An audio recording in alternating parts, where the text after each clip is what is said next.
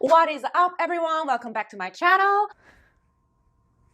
What is up, everyone? Welcome back to my channel. If you're new to my channel, nice meeting you guys. My name is Lucy from lucyjohn.com, and this channel is all about career, working abroad, and mindset.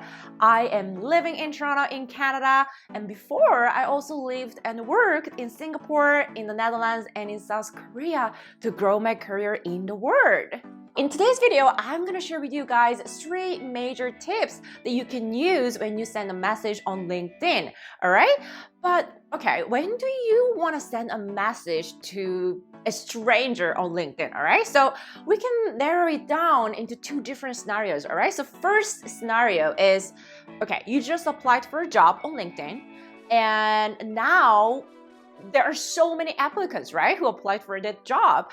So now you want to do a little extra. So you want to send a message to your hiring manager, aka your future boss, or the HR manager to let them know, hey, I applied for a job. You know, I'm doing extra. Remember me. Give me a chance. Give me opportunity. So that's the scenario number 1, all right? And scenario number 2 is when you're looking for a job or when you're looking to change your career and you're looking through some people on the LinkedIn and you're seeing some of them actually achieved the career that you really want to have or the job that you really want to have. So now you're thinking, oh my gosh, I want to connect with them. I want to talk to them, right? So this scenario number 2 is networking purpose, all right? So between these 2 scenarios, I was thinking, okay, which one is a little bit more complex? Which one is a little bit confusing? And I thought about it, and then I think like, okay, the message that you need to send should be a little bit different between those 2 scenarios. And I felt like scenario number 2 is way more complex. So in today's video, 3 major tips that I'm gonna share with you are really for the second scenario. And if you are thinking of networking with people on LinkedIn, if you want to expand your network through LinkedIn, keep on watching until the end because this information are very juicy, all right? So let's dive in. Tip number one tip, use relevancy, all right? Use relevancy. Okay, quite some time ago, this stranger messaged me on LinkedIn, all right? And I didn't know her at all. And then she messaged me and then she said something like, hey, Lucy, I'm reaching out to you because XYZ. That was her first line. I was like, you know what? I was just about to close her message, but then she mentioned something like, hey, I realized we worked at the same company, ABC. So all of a sudden, I was like, oh, we work at the same company? I got curious about her, right? So I was just about to close her message, but then I suddenly wanted to reply to her. I suddenly wanted to help her. I suddenly wanted to connect with her, right? Because she uses relevancy, all right? So it doesn't have to be your ex-colleague. It doesn't have to be you guys had to work at the same company. It could be like university. You guys went to the same university, same college, or maybe you guys have same hobby. You know, sometimes on LinkedIn, people mention their hobbies, right? So you guys have the same hobby, or you guys, if you're from a small town or a small city, if that person is from the same city or same town as yours, you can leverage that point as well. Whatever that is, you can use relevancy, all right? Because it is so easy to build the trust with the relevancy. Imagine, we're on the internet, right? And then you don't even know that person. This is a complete stranger, right? Why do you have to bother to reply to the person while not knowing what this person wants from you, right? But then all of a sudden, if that person uses relevancy, you all of a sudden, build a trust between you and this person, and it's so easy and fast to build a rapport with this person. So that's why use relevancy, all right? When I first moved to Toronto in Canada, I knew no one to connect professionally, all right? So I had to do a lot of coffee chats. I had to go for a lot of networking events, right? I had to go out there and expand my networks, right? But it's not very easy. So at first, I was sending a lot of messages to random people, right? But then I narrow it down to the people who are in tech industry. And I narrow it down to the people who used to work in the cybersecurity industry, because I used to work in cybersecurity sector in tech industry, right?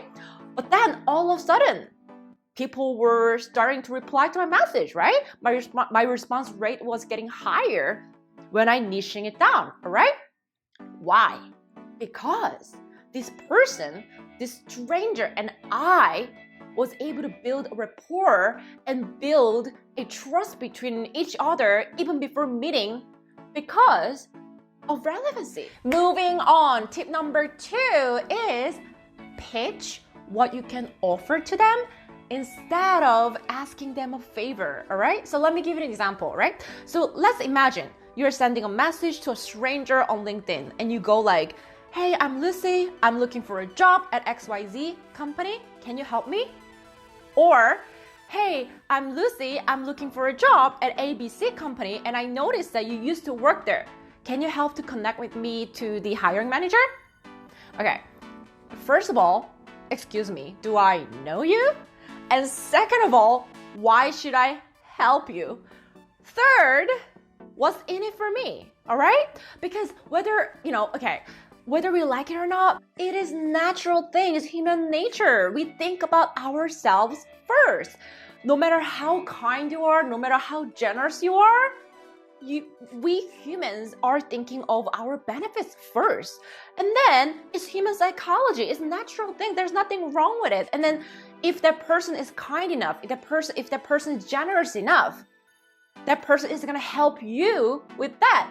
After knowing that there is something for me as well.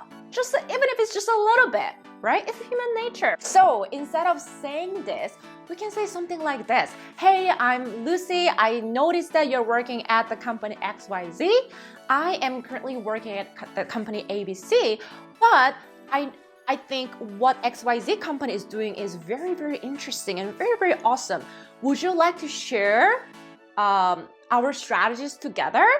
Right? So here, that person, whether that person knows your company or not, if that person is like kind enough or generous enough or curious enough, that person is going to be curious about the company that you're doing, especially the company that you are working or you used to work, and the company that he or she's working right now are the competitors. Then that person might be interested as well, because people change their jobs, and especially in the same industry, and then he or she might change. She might want to change a job in that company you used to work, right? Now you're not just asking for a coffee chat, you're not just asking for a benefit for you.